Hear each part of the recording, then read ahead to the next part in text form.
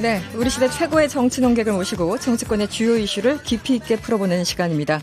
정치 정조준. 조대원 자유한국당 고양정 당협위원장 모셨고요. 정청래 전 의원이 오늘 당에 중요한 일정이 생겨서 특별 게스트 한 분을 모셨습니다. 현근택 변호사인데요. 현재 더불어민주당 법률위원회 부위원장을 맡고 계십니다. 두 분 어서 오세요. 네, 안녕하세요. 안녕하십니까. 안녕하세요. 네, 지금 유튜브로 생중계되고 있는 거 아시죠? 조대원 위원장님은 저기 있습니까? 예, 네, 알겠습니다. 저 CCTV 아니고요. 네, 생중계되고 있습니다. 네, 떨리죠?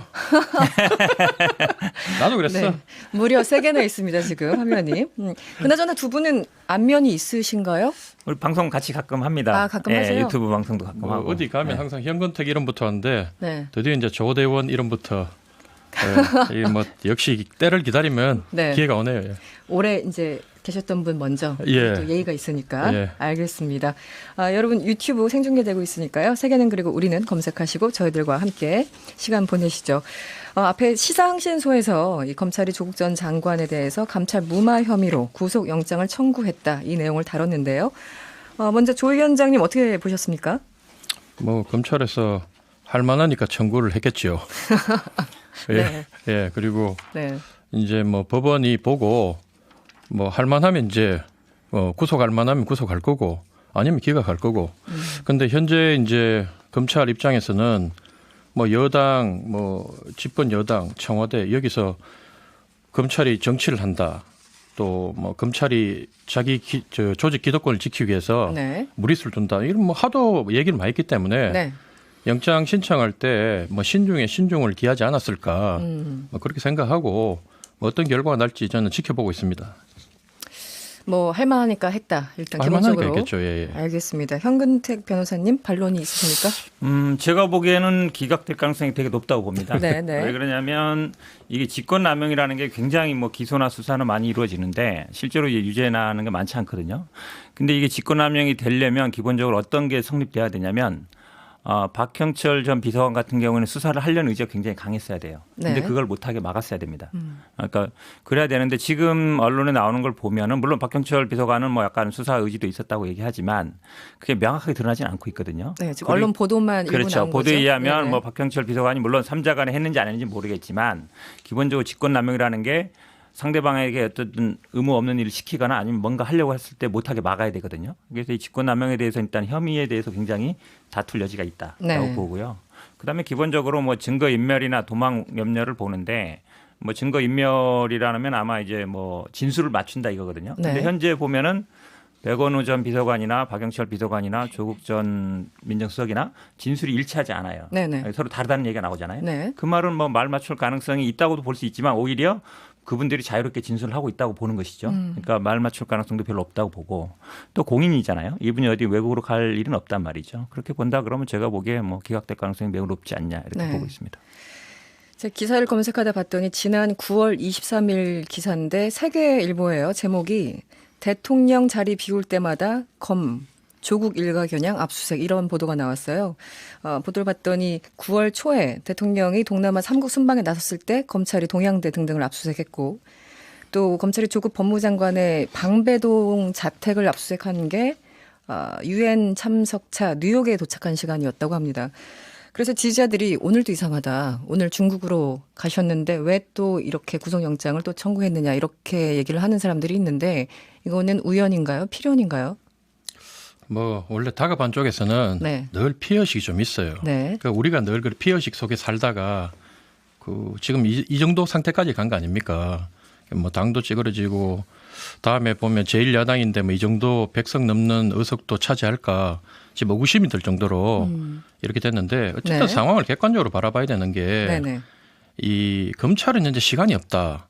왜냐하면 추미애 장관 후보자가 장관이 되면 어쨌든 2월 달에 이 검찰에 정기 인사를 해야 되는데 원래 예정돼 있는데 그게 관례인데 빨리 하겠다 그랬잖아요. 천명을 했고.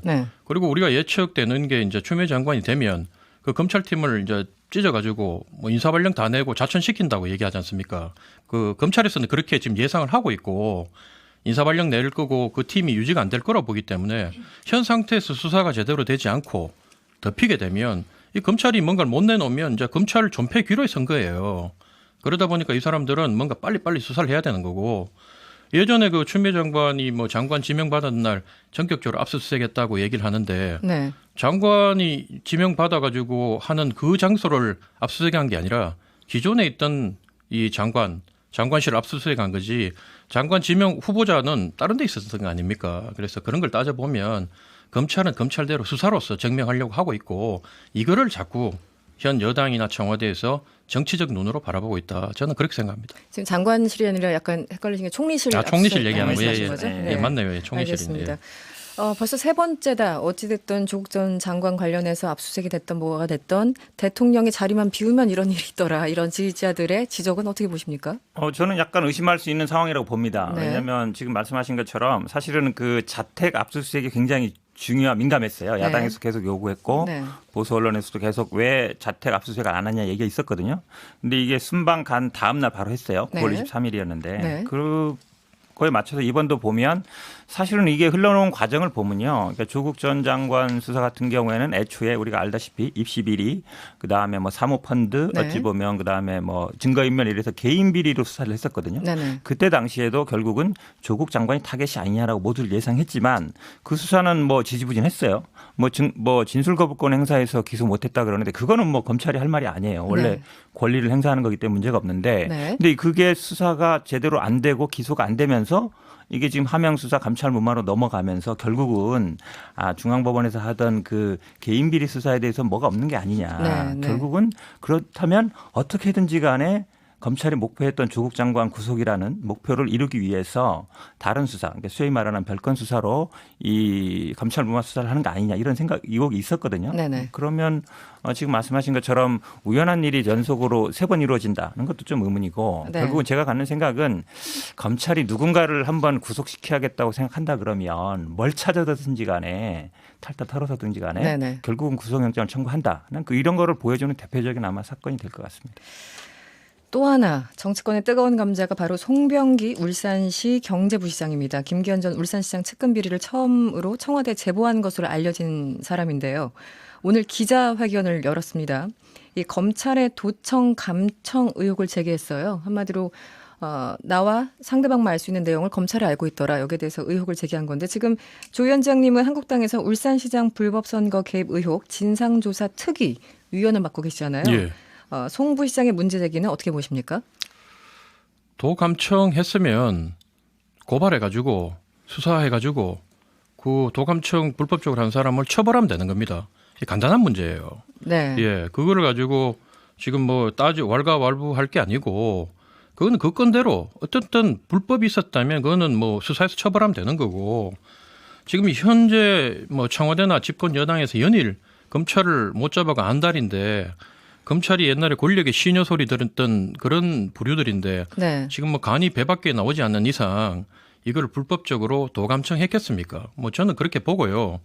뭐 했다 그러면 책임지면 되는 거예요. 그래서 근데 예. 또 그것을 고소고발을 하면 예. 그 검찰이 또 수사하는 거 아닙니까? 뭐 검찰 그럼 경찰을 통하든지 수사는 어느 하는지 모르겠지만 지금 현재 법무부 장관을 이 검찰은 예를 들면 윤석열 라인이 있고 또 다른 라인이 있을 거 아닙니까? 네. 그러면 현 정부에서 아니 그럼 검찰한테 수사 못 맡긴다 그러면 이게 집권 여당인데 사법 체계를 다 부정해 버리고 그러면 뭐 어떻게 해야 돼요? 공소장 나올 때까지 기다려야 되는 겁니까? 변호사님은 어떻게 보십니까? 저는 사실은 이게 검찰이 어떻게 반박을 하느냐 유심히 봤는데요. 네. 처음엔 어떻게 봤냐면 이게 아마 감청 영장이라는 게 있어요. 도청은 몰래 하는 거고 이제 감청은 영장을 받아서 하는 거거든요. 네. 그럼 두 사이에 예를 들어서 핸드폰보다는 이제 일반 전화 같은 경우는 감청이 쉬우니까 저는 아마 검찰의 반박을 불법적인 도감청이 아니다라고 할 줄 알았는데 그렇게 얘기 안 하고 도감청이 없었다. 적법한 절차로 했다 이렇게 얘기했거든요. 네, 적법한 절차라는 그렇죠. 단어가 있었어요. 그러면 이제 네. 감청 영장은 아니라는 거예요. 그럼 적법한 절차라 그러면 누가 임의로 제출했다는 거거든요. 제출을 받았는데 두 사람과의 대화를 합법적으로 취득할 수 있는 방법은 감청 영장밖에 없어요. 그래서 저는 약간 이 검찰의 반박에 대해서 약간 의문이 있어요. 그러니까 적법한 절차라는 게 감청을 의미하는 거는 아닐 것이다라고 보시는. 왜냐하면 불법적인 도감청이 없었다 이렇게 얘기하지 않고 네. 도청이나 감청이 없었다. 얘기하면서 적법한 절차라 그랬거든요. 네. 그러면 감청영장은 아니라는 거예요. 그럼 감청영장이 아니면 받을 수 있는 방법은 누군가 제3자가 제출했다는 것밖에 없는데 네. 그럼 두 사람과의 대화라면 두 사람이 제출하지 않으면 불법이거든요. 알겠습니다. 일단 광고 다녀와서 조금 더 이야기를 이어가겠습니다. 네, 월요일에 함께하는 정치정조준, 오늘은 조대현 위원장 그리고 현근택 부대변인님과 함께하고 있습니다. 김대철님 문자 주셨어요. 조 위원장님 오늘은 기가 좀 사신 듯. 정청래 의원님 안 계시니까 안방마님 되신 듯 하네요. 맞아요. 안방마님 맞습니다. 더 긴장하고 왔습니다. 사실. 아, 그렇습니까? 예. 잘 좀 봐주십시오. 아니신 것 같은데요. 아니요. 정청래님한테 좀 깨져도 되는데 네. 현 부대변인한테 깨지면 안 되잖아요. 뭔가 더 자존심이 상할 것 같습니다. 뭐 그거보다도 뭐 그런 뭐 특별한 이유가 있어요. 나이 한 살이라도 내가 더 먹었는데 형이 이겨야지. 네, 벌써 이 또 호구 조작까지. 네, 이지원님, 현 변호사님 정치인사에서 봤었는데 반갑네요. 오, 정치인사 MBC 라디오 유튜브 오리지널. 네. 이게요, 저희들이 한 최고 찍은 게 20만까지 찍었습니다. 그렇습니까? 네. 20만? 제가 저희들이 보기에는 MBC 라디오 유튜브를 많이 살려주고 있다라고. 네. 청취율 1등 우리입니다, 여기. 네. 지금 서로 자랑을 하시는 건가요? 알겠습니다. 계속 해주시고요. 4829번님, 송병기 부시장. 자기가 불리할 것 같으니까 그런 식으로 공격 포인트를 돌린 거 아닌가요? 이런 문자 주셨는데요. 잠시 송병기 부시장 관련해서 아까 이걸 여쭤보려고 했었습니다. 업무 수첩 관련해서 이 수첩은 업무 수첩의 형식에 맞지 않는 지극히 개인적인 일기 형식이다, 메모장이다 이렇게 주장을 했는데 위원장님 생각은 좀 다르신 것 같습니다. 일단은 뭐 피의자 입장에서는 증거 능력을 떨어뜨려서 신빙성을 떨어뜨리는 게 자기한테 유리하거든요. 네. 그래서 사실은 이거에 대해서 판단 몫은 법원이 하는 거고. 옛날에 안종범 수석도 네. 업무 수첩이 나왔을 때 자기의 주관적인 생각을 적은 거라고 끊임없이 항변했어요. 그렇지만 이 부분에 대해서 어쨌든 선거 개입이 있어서 법적 처벌을 받았고 지금도 처벌을 받고 있는 거고 네.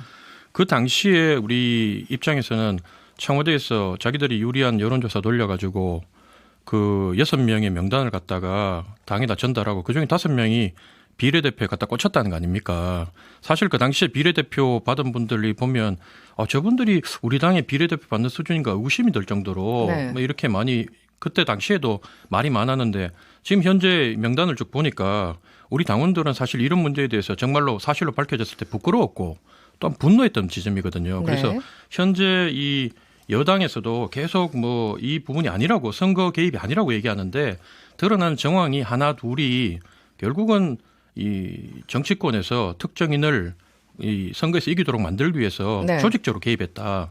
뭐 저희는 그렇게 판단하고 있습니다. 예. 알겠습니다. 변호사님 덧붙이신 말씀. 네. 이게 지금 사실은 이제 안종범 수첩하고 비교를 많이 하는데요. 네네. 이게 형사소송법에 있어요. 그러니까 업무상 필요로 작성한 통상 문서 같은 경우는 증거 능력을 부여하는데 우리 안종범 수첩 같은 경우 대법원 전원합의체에서 뭐라 그랬냐면 본인이 직접 박근혜 대통령한테 들은 얘기를 기재한 건 증명력이 있는데 네. 박근혜 대통령이 재벌 총수들 만나고 대화한 거를 밖에 나와서 들은 얘기. 그러니까 네. 그거는 이제 전문 증거인데 네. 그건 증명력이 했단 말이죠. 네. 근데 분리해서 판단했군요. 그렇죠. 그리고 안종범 전 수석 같은 경우는 공무원입니다. 네. 공무원이 어쨌든 자기 일과 관련 적는 거예요. 근데 지금 송병기 같은 경우는 지난번에 이거 작성할 때 다시는 공무원이 아니었거든요. 네. 그리고 대부분 보면 본인의 생각을 적은 게 되게 많아요. 어떻게 한다. 예를 들어서 누가 어떤 말을 했다 이런 게 아니라 뭐 선거 전략이라든지 아니면 본인의 어떤 생각들을 적은 거거든요. 네네. 그러면 이게 지난번에 대법원 전원합의체 판결에 의하면 증거능력이 없을 가능성이 많아요. 되게. 근데 왜 이게 언론에 나올까? 저는 이게 좀 궁금한데. 어떤 생각을 하냐면 그렇죠. 네네. 지금 아마 검찰 반론은 예전에 이제 안종범 수첩 같은 경우는 검찰 반로 직접 나왔어요. 뭐라고 기재돼 있다. 근데 검찰 반로 나올 경우는 지금 이 공보 준칙에 어긋나는 문제가 생깁니다. 근데 지금 어떻게 나오고 있냐면 김기현 전 시장 입을 통해서 나오고 있어요.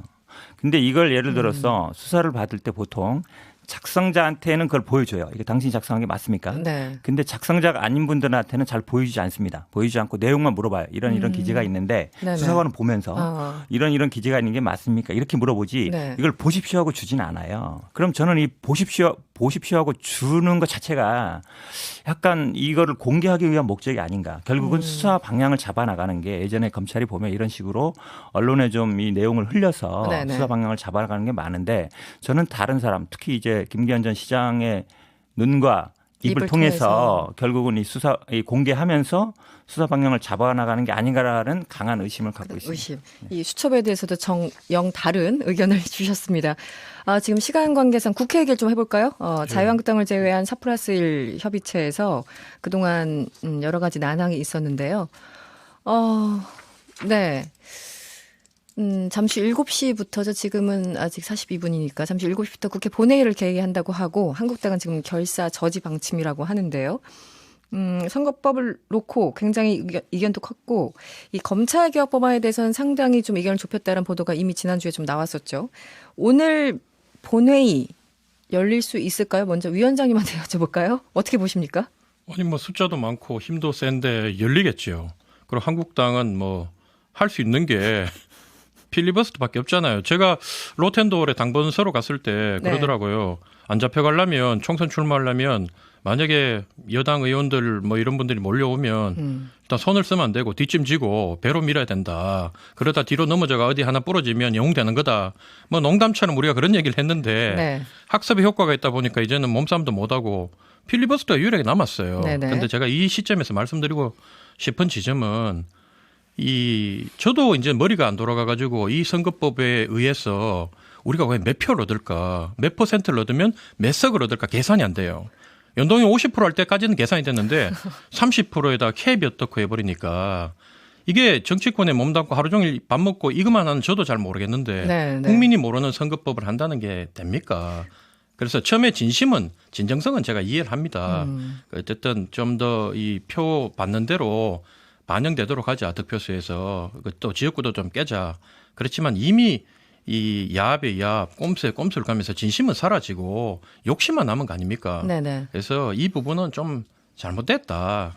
우리는 받아줄 수 없다. 이런 말씀을 드리고 싶습니다. 사실 위원장님이 이해가 안 간다고 하셨는데 국회 출입하는 기자들 통해서 물어봤더니 현역 국회의원들도 잘 모르겠다고 하시는 분들이 굉장히 많다고 말씀을 하시긴 합니다. 기본적으로 4+1 그 협의체에서 합의한 내용을 보면은 현행 그 의석 구성을 지역구 253석, 비례대표 47석을 유지하기로 하고 비례대표 47석 가운데 30석에서만 이제 연동률 50%를 적용하기로 한 이런 내용이 골자입니다.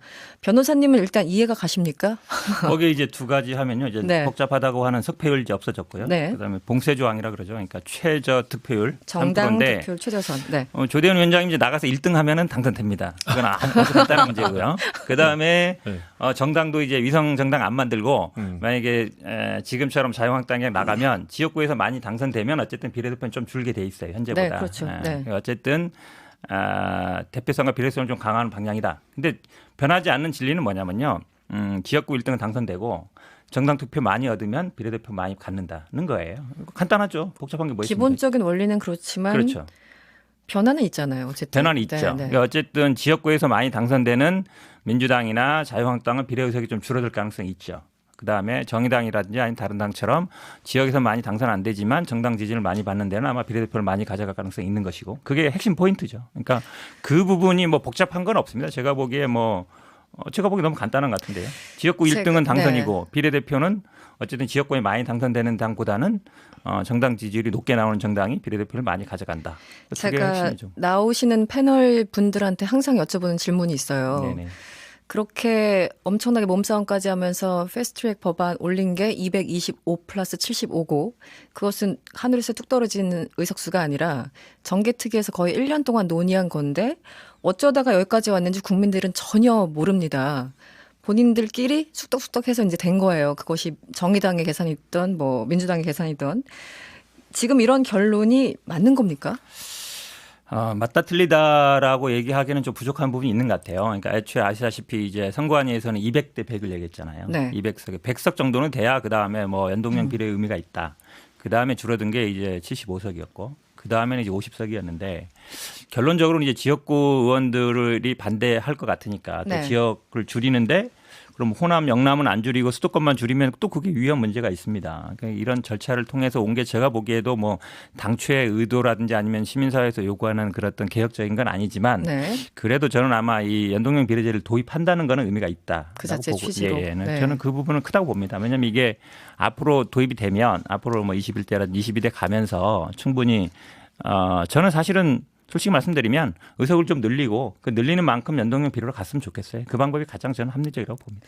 지금 황교안 대표는 헌정 사상 가장 추한 야합 막장 드라마다. 결사적으로 맞겠다 이런 얘기를 계속해서 하고 있는데 그러면서 이제 나왔더니까 비례한국당 얘기가 이제 최근에 많이 나왔었잖아요. 예. 백영림 님이 문자 마침 주셨는데 그런데 비례한국당 만드는 건 현실성이 있는 건가요? 이렇게 질문 주셨어요. 위원장님 어떻게 보십니까? 현실성을 떠나서 네. 이것도 뭐 이런 이 민감한 공천 국면에 이런 얘기하면 또 잘릴 것 같은데 네. 솔직히 네. 비례한국당을 만든다는 게 국민 보기 참 부끄럽다. 그런 생각이 드는데 사실은 제가 전당대회 나갔을 때도 그 우리 팀에서 야 저기 김진태 의원한테 잘 보이면 그래도 이 대표는 그쪽에 갖고 가지면 최고위원한테 표명법 받아가지고 우리가 최고위원 끝자리라도 할 수 있다 이렇게 작전을 짰을 때 네. 저도 그렇고 우리 다수가 반대했던 게 뭐냐면 멀리 내다보고 가자. 결국은 정치란 게 사회에 희망을 주고 원칙을 지키고 네. 국민과 신의를 지키는 게 중요한 게 아니냐 그랬거든요. 한국당도 마찬가지로 비례 한국당을 만들면 당장 표는 우리는 그래요. 저쪽에서 꼼수를 부리니 네. 야합하고 하니 우리도 뭐 같이 꼼수 부리는 거다 얘기하고 사실 그러다 보니까 이제 갑자기 우리가 치고 나오니까 민주당도 부러워가지고 우리도 부끄럽지만 우리도 비례민주당 만들자 이렇게 얘기를 하고 또 정의당은 예전에 국가는 민주당이 맡기시고 정당 투표는 정의당으로 이렇게 했단 말입니다 이게. 네. 근데 사실은 국민 생각한다면 이렇게 서로 안 해야죠. 저는 안 했는 게 맞다고 봅니다. 네. 민주당은 지금 어떻습니까, 변호사님? 이인영 원내대표가 이런 말을 했어요. 오늘 밤을 새워야 하지 않을까 싶어서 간식을 잘 준비해야 될 것 같다. 길고 긴 밤을 생각하시는 것 같은데요. 필리버스터 아까 언급하셨는데 위원장님께서. 필리버스터를 하든 어쨌든 7시는 예정돼 있습니다만 이제 뭐 국회 여는 게 아마 뭐 국회의장의 권한이기도 하고 저희당 요청을 하겠습니다만 필리버스터는 할 것 같습니다. 근데 지금 이제 조대현 위원장님 굉장히 훌륭하세요. 당론에 어찌 보면 당 입장과 반하는 말씀을 하시는데 네네. 저는 그거는 굉장히 존경하는데 네. 지금 뭐 민주당도 뭐 비례민주당을 만든다. 그거는 전혀 당에서는 그런 얘기가 언론에 나옵니다. 나온 걸 보고 얘기하는 거예요. 예. 아니 언론에도 예. 오히려 그거 반대로 나오고 있습니다. 그러니까 민주당에서는 그런 거 고려하지 않는다. 네. 사실 그럴 입장도 아니고요. 그렇기 때문에 저는 뭐 이 비례한국당이라는 건 현실로 대두될 가능성이 있다고 봐요. 왜냐하면 조대현 위원장님 아니라고 하지만 뭐 당 지도부에서는 이 얘기를 계속 하고 있거든요. 실은 또 그 준비도 뭐 TF 팀도 있다는 얘기도 있었고. 네. 근데 저는 아마 만들면 폭망할 거다라고 보고 있습니다. 왜냐하면 국민들이 일어났던 꼼수에 넘어가지 않을 거예요. 그러니까 지역구도 취하고 뭐 비례대표도 취하고 양쪽 다 취하려다가 우리 옛날에 이제 이소부화에 그런 얘기 있잖아요. 고기를 물고 강아지가 가다가 이제 물 밑에 비친 모습 보고 네네. 고기 2개 다 먹으려다가 둘 다 놓치는 경우가 네. 있거든요. 네. 저는 그런 상황이 오지 않을까라고 예상합니다. 알겠습니다. 오늘 그 로텐도홀에서 계속 그 의원들이 앉아 있는 그런 상황입니까? 예. 네. 황교안 대표 등등해서 지도부가 아까 이제 저도 사진을 봤는데요. 1m 30cm나 되는 투표 용지를 들고 이제 가상의 투표 용지죠. 예. 새 선거법이 통과가 된다면 정당이 엄청나게 급증할 수 있어서 이런 투표 용지를 여러분들이 보실 수 있다 이렇게 주장하는 장면을 저도 봤어요. 예. 그 가능성은 어떻게 보십니까? 이것도 황 대표가 등장한 장면인데 제가 자꾸 질문해서 죄송합니다. 아니 네. 지금 보면 1m 30cm 들고 있는 게 참 국민 보기에 참 황당하고 네. 참 웃기는 거 아닙니까? 또 제1야당의 대표가. 그런데 또 보니까 비례한국당 등록하려니까 이미 다른 데서 비례한국당 등록했어요. 네, 이름이 굉장히 많더라고요. 이런 희화화된 이 정치 자체를 불신시키고 정치가 결국은 우리 사회의 제일 정점에 있어서 사법이나 나머지 분야에서 경제나 여기서 불평등, 불공정 이런 거 있으면 우리가 조율해가지고 지도하고 결국 우리 마지막엔 정치가 문제를 해결해야 되는데 네. 이젠 정치가 국민들한테 희화돼 버리니 안 그래도 지역에 가면 꼴 보기 싫다고 오지 마라 그러는데 앞으로 이제 이런 일을 통해서 국회의원 당선되면 국민들이 우리 볼라 그러겠습니까? 부끄러운 일이죠. 예. 네. 1분 남았습니다. 변호사님 하실 말씀 있으면 덧붙이시죠. 그 비례한국당 안 만들면 0.1cm라도 줄어들겠죠. 아니, 사실은 뭐 정당 설립이 자유가 있기 때문에 이런 네. 것으로 예를 들어서 지금 뭐 지난번 선거는 21개 정당이었는데 이제 100개 된다는 거는 그냥 막연한 추측이고요. 아마 정당 설립을 또 막을 수는 없어요. 네, 그러니까 조금이라도 줄이려면 네. 비례한국당 안 만들면 된다라고 말씀드리겠습니다. 알겠습니다. 벌써 마칠 시간이 됐네요. 오늘 방송 다시 듣고 싶으신 분들은 유튜브 검색창에 정치 정조준 아니면 이승원 이렇게 검색해 보시면 저희들 방송 다시 보실 수 있습니다. 우리 안방마님, 조대원 자유한국당 고양정 당협위원장님. 자주 오세요. 네.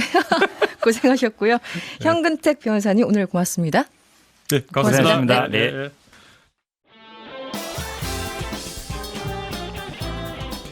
여러분의 퇴근길을 꽉 채워드립니다. 평일 저녁 6시 5분 이승원의 세계는 그리고 우리는